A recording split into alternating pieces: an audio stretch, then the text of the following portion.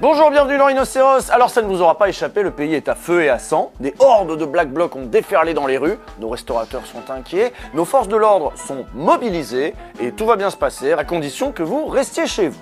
Aujourd'hui, on va remonter un petit peu dans le temps et on va analyser le traitement médiatique de la journée du 10 septembre. Il y a ceux qui travaillent et ceux qui cassent, ceux qui mettent le réveil à 5 h du matin en banlieue pour aller bosser et ceux qui rentrent à 5 h du matin après avoir saccagé, pillé, volé et qui vivent dans les quartiers bourgeois. Elle a dit « Vive les banlieusards et abat les bourgeois ». C'est incroyable ce qui se passe. Et oui, c'est Nicolas qui pète des trucs. Enfin, je suis pas sûre d'avoir bien compris.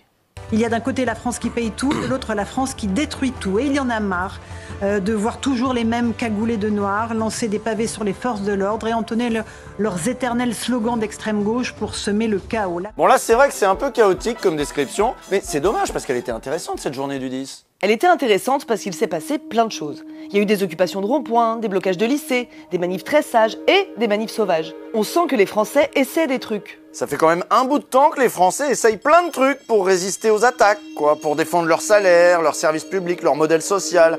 La journée du 10, c'était un moment de mobilisation étonnant parce qu'on a vu un petit peu tous les répertoires d'action. Chacun a fait un peu comme il a pu, là où il était, avec ou sans les syndicats, en faisant grève ou pas, en bloquant plus ou moins. Mais ils voulaient quoi tous ces gens en fait? Le chaos. Non mais je sais pas moi, Macron démission, taxer les riches. Et oui, mais c'est vrai que c'est une bonne question, la question du mot d'ordre. C'est vrai, qu'est-ce qu'ils voulaient? C'est très dur de savoir. Ce que je veux dire, c'est que c'est cette question du travail. J'espère qu'on ne va pas parler que du blocage, parce que cette question du travail oui, mais enfin, et que comme le si travail... c'est des babos de Rennes, c'est pas le travail. Non, pardon, mais moi, mon sujet, c'est le travail. Non, mais là, c'est ce... Et il y a plein de gens qui se demandent comment se faire entendre quand on est trop poli pour bloquer. Fatima, et le ce sujet, mouvement-là qui fait brûler des poubelles. À Porte de Montreuil, c'est des lycéens. Ma question, c'est qu'est-ce qu'on fait pour se faire entendre quand le symbole... Évidemment, sur les chaînes du groupe CMA-CGM, on a surtout parlé du blocage et pas du tout des revendications du mouvement social. Sur BFM et RMC, ils sont rodés, hein. Ils en ont vu d'autres des manifs et ils savent comment on traite ça. Ils savent comment on fait du rappel à l'ordre en permanence sur les plateaux, voilà, on commence à connaître ça par cœur. Les revendications, ils s'en foutent, je crois que ça les a jamais intéressés, cette fois-ci pas plus que d'habitude. Les revendications, c'est quoi la revendication? La revendication, c'est d'aujourd'hui de vivre décemment son travail. D'accord, tout le monde est d'accord avec ça. Oui, mais alors, peut-être que changeons la politique. Je suis pas sûr qu'en bloquant et en cassant et en empêchant les gens de travailler, que tu obtiendras ça. Alors, ça, c'est ce qu'on pouvait entendre sur les chaînes de Rodolphe Saadé. Sur les chaînes de Bolloré, ça allait un cran plus loin, évidemment. Tu casses, tu répares, tu les mets en prison, point, Je vous tout dis, ça. Gabriel Attal, on en attendait pas moins de Pascal Praud, hein. Pour lui, tout ça, c'est de la vermine gauchiste, hein. C'est pas des vrais Français qui travaillent. Allez, envoyez la police et mettez-moi tout ça au gnouf. C'est l'ultra-gauche, c'est une poignée, évidemment, d'énergumènes, ce sont des minorités actives. La France a envie de travailler aujourd'hui, mais bien sûr, l'ultra-gauche veut faire tomber le pays, tout ça, mais en toute impunité. Bon, alors ça se discute, hein, l'impunité, tout ça, parce qu'il me semble quand même que le dispositif policier était assez impressionnant. Non, on peut faire plus, on peut toujours faire plus. Il est déjà 8 h du matin, on voit ces poubelles incendiées, je le disais, des centres de bus bloqués, des autoroutes, des routes, et également quand le ministre de l'Intérieur, encore en exercice, Bruno Retailleau, dit tolérance zéro, et qu'on voit déjà cela, Laurent Wauquiez, on se dit, elle est où la tolérance zéro? Là aussi, on est habitué, et même on a entendu pire en fait. Au moment des Gilets jaunes ou au moment des révoltes après la mort de Naël, dans les médias bourgeois, il y en avait qui disaient qu'il fallait leur tirer dessus à balles réelles. Je sais pas si vous vous souvenez. Si ça permettait de sauver quelques vitrines, quelques restaurants, quelques agences bancaires, alors ça valait le coup. Et là, j'ai pas entendu ça cette fois-ci.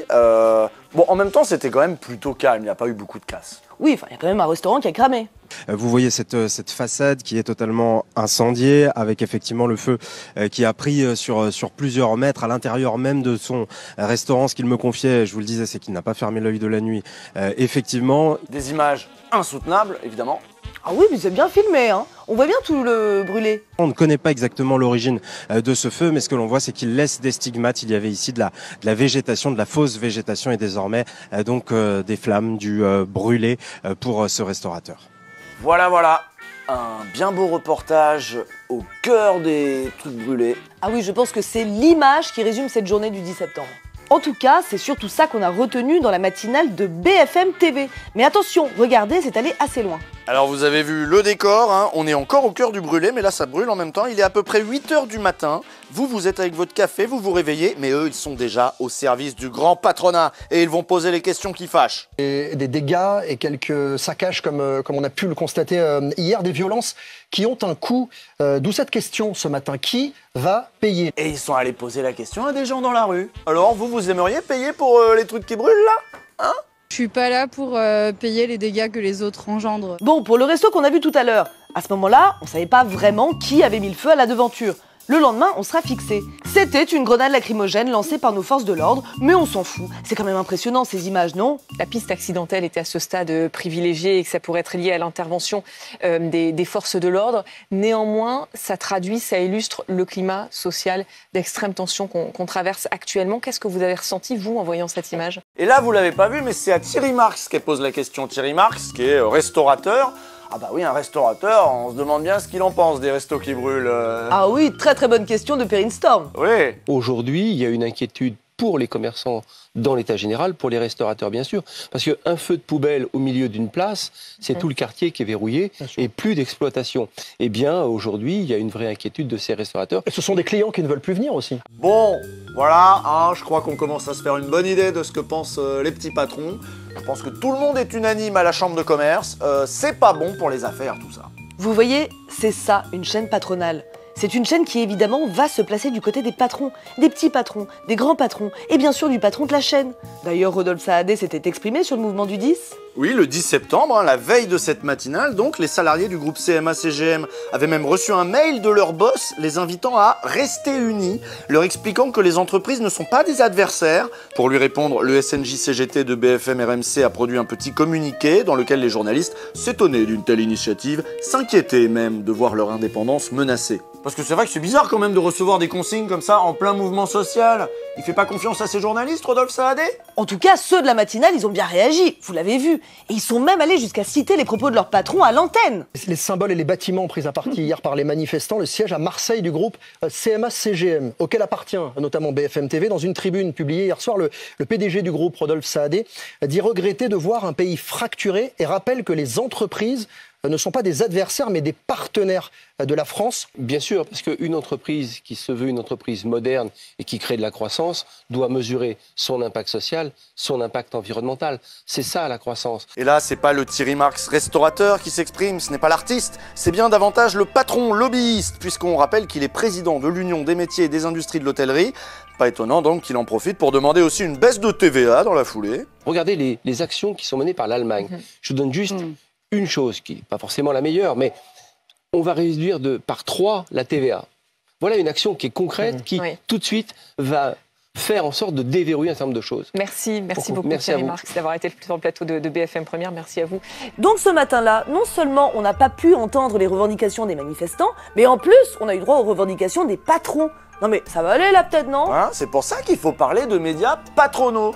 C'est même caricatural en fait là. Mais heureusement, en face des médias patronaux, il y a le service public. Allez, on va passer sur France 2 parce que là, c'était l'épreuve du feu pour Léa Salamé. C'était son premier mouvement social. Eh bien, figurez-vous qu'elle n'a pas attendu le 10 pour en parler. Elle avait tout anticipé. Elle nous avait bien préparé dès le lundi 8 où elle avait reçu Retailleau et Mélenchon. S'il y a des actions violentes mercredi, vous condamnez? Pourquoi voudriez-vous qu'il y en ait? Moi, j'ai dit... Le ministre de l'Intérieur vient de nous dire « je crains des actions violentes, des sabotages ». Mais le ministre de l'Intérieur est en guerre contre le peuple français. Et le mardi 9, pareil, elle nous avait prévenu que ça allait être chaud. Hier soir, sur notre plateau, Bruno Retailleau disait craindre des débordements et des actions violentes. Le ministre de l'Intérieur démissionnaire a promis un dispositif de sécurité massif. Plus de 80 000 policiers et gendarmes seront déployés sur tout le territoire. Plus mobiles, mieux renseignés, comment les forces de l'ordre ont appris des gilets jaunes à être plus efficaces. Regardez ce reportage. Et oui, si les médias patronaux sont obsédés par l'ordre et le maintien de l'ordre au nom du profit et de la croissance, au journal de 20h de Léa Salamé, eh ben on est aussi obsédé par l'ordre et le maintien de l'ordre en fait. Et on prépare les esprits à la répression. Une répression qui devrait être à la hauteur du niveau de violence annoncé par Salamé et prévu par Retailleau. De nouveaux moyens, très mobiles, comme les motards de la Brave M à Paris. Les consignes du ministère vont être de ne pas laisser ni des blocages s'installer, de ne pas laisser des violences, des vols. On va être à la limite entre le maintien de l'ordre et presque des situations de violence urbaine en fait. Comme sur les chaînes privées, c'est les flics qu'on a beaucoup entendus. Ils se sont montrés déterminés mais rassurants. La présentatrice et rédactrice en chef du JT de France 2 a tenu à nous montrer que Bruno Retailleau n'avait pas lésiné sur les moyens. Dormez tranquilles les honnêtes gens, tout est sous contrôle. Les policiers disposent d'informateurs infiltrés. Des sources qui vont nous informer, nous renseigner sur la réalité des faits, notamment sur l'extrême gauche, les milieux anarchistes ou les milieux des Black Blocs. Donc vous-même, si vous êtes sur la boucle Telegram d'un groupe Black Bloc très mobile, là, faites gaffe. Le premier qui vous demande « Aujourd'hui, on va casser quoi ?» Vous savez quoi lui répondre? Ah, on casse rien, on casse jamais rien. Mais t'es nouveau, toi, non? Non mais quand même, ça fait beaucoup. Un représentant d'Alliance qui prévient qu'on va être dans une situation de violence urbaine. Son collègue qui nous dit que tout ça c'est les anarchistes et les Black Blocs. Bon, il y avait moyen de problématiser un peu. T'es pas obligé de passer leur message tel quel dans le journal. Tu peux contextualiser un peu. Qui sont ces policiers? Pourquoi ils parlent maintenant? À quoi sont-ils en train de préparer l'opinion la veille d'une journée de mobilisation? Voilà, puis même tu peux mettre ça dans les voix off. Je vais vous faire un exemple. Alors que 2 mois plus tôt, 3 motards de la Bravem ont été condamnés par le tribunal de Bobigny à 1 an de prison avec sursis pour des violences commises en marge des manifestations de 2023 contre la réforme des retraites, la préfecture l'a annoncé, cette unité controversée sera présente demain pour encadrer les manifestations à Paris. Ce délégué du syndicat Alliance, proche de l'extrême droite, a lui aussi choisi de communiquer et se montre alarmiste. On va être à la limite entre le maintien de l'ordre et presque des situations de violence urbaine en fait. A-t-il eu accès à des informations que nous n'avons pas eues ou nous prévient-il juste qu'il va casser des gueules quoi qu'il se passe? Cherche-t-il à effrayer par avance les manifestants pour les dissuader de faire quoi que ce soit? Je ne sais pas, je ne suis qu'une voix off neutre qui pose des questions tout à fait innocentes. Bon, je force un peu le trait, mais on peut le faire en plus light. C'est des informations intéressantes pour le public à ce moment-là quand même. Ouais, mais c'est anxiogène je trouve. Et puis les Français, ils ont peut-être d'autres soucis. Les commerçants, eux, s'organisent, les parents d'élèves aussi, et dans les entreprises, on privilégie le télétravail, comme le montre ce reportage de Laetitia Legendre et Philippe Maire. À la sortie des bureaux ce soir, les voyageurs ont tous en tête leur trajet de demain. Avec cette question, sera-t-il compliqué de se déplacer ? Dans le JT de Léa Salamé, après avoir adopté le point de vue de Bruno Retailleau et de ses flics, on va se mettre à la place du bon citoyen qui est gêné par les blocages. Ouais, mais il manque un truc, Le point de vue des patrons.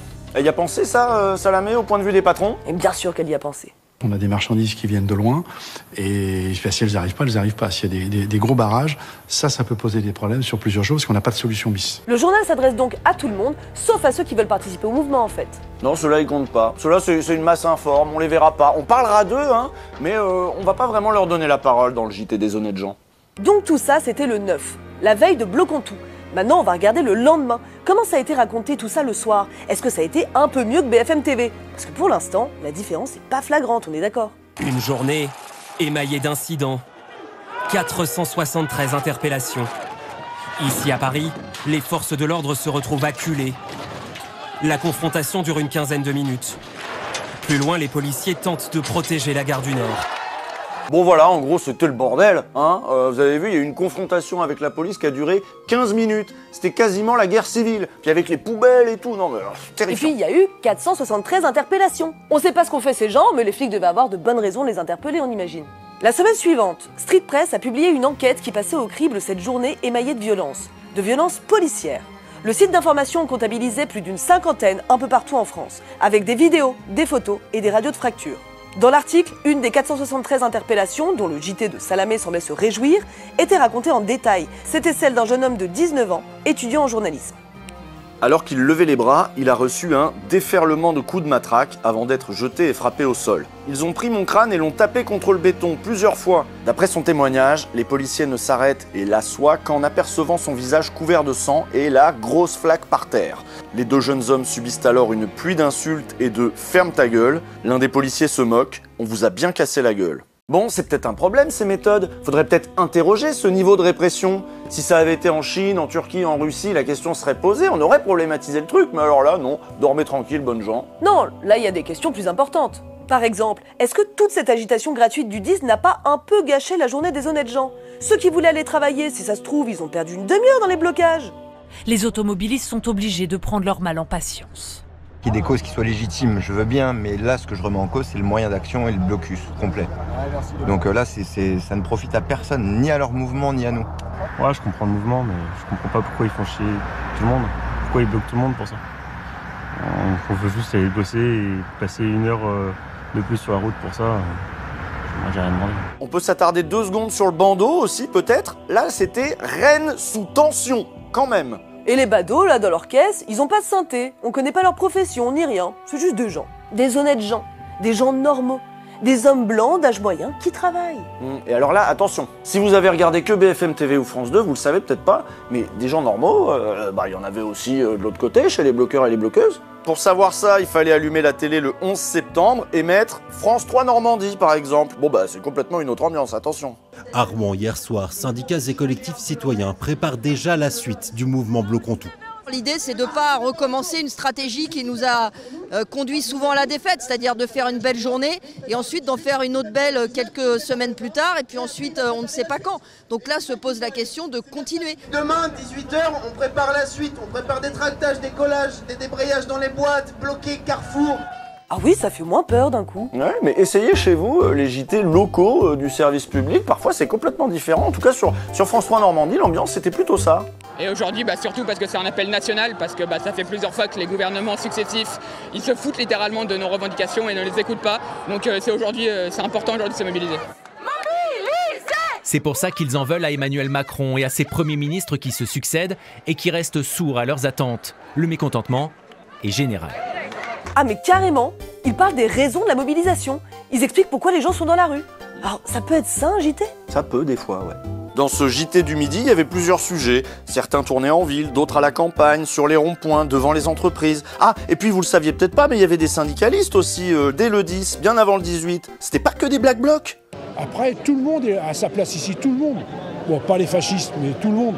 Et justement, relancer une dynamique d'action pour faire comprendre et éveiller les gens, quand même susciter l'éveil, c'est quand même le but du syndicat. Voilà, je suis tombé là-dessus, je voulais vous le montrer. Il n'y avait même pas un seul flic pour dire que les manifestants étaient des agents du chaos extrêmement violents. Mais est-ce qu'il y avait des restaurateurs inquiets pour leurs vitrines, des usagers des transports publics ou de leurs bagnoles gênés par les blocages? Non, il n'y avait rien de tout ça, non. Attends, mais à CNews, ils savent que ça existe encore, ça?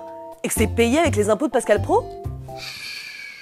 Vous l'avez vu, ces derniers jours, les grands médias sont passés en mode gestion de crise. Pourquoi ? Parce que c'est la crise. Le pays traverse une crise sociale, politique, et en face du mouvement social, c'est tout un petit monde qui flippe. Les JT de Salamé et les plateaux de BFM nous montrent surtout ça en fait. Cette angoisse profonde qu'ils ont, les gens de ce petit monde politico-médiatique, ils ont peur que leur univers s'écroule et ils voudraient qu'on ait peur avec eux. Et en même temps, on comprend qu'ils aient peur de la rue, qu'ils aient peur de nous.